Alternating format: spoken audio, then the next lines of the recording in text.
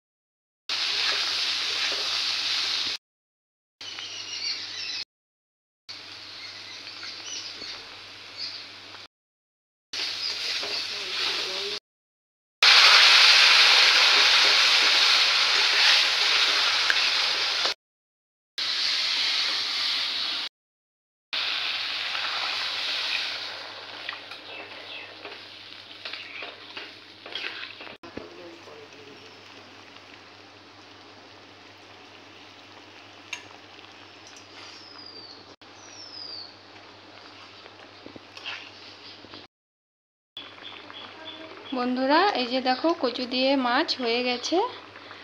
আর এটা তো সবারই আমাদের বাড়িতে ফেভারিট, মানে কচু দিয়ে মাছ, সেটা যে মাছে হোক। তো ছোট মাছ হলে আরও টেস্ট হতো। তো যাই হোক, আরেকদিন খাওয়া যাবে। তো চলো তরকারিটা নামিয়ে নিই এবার।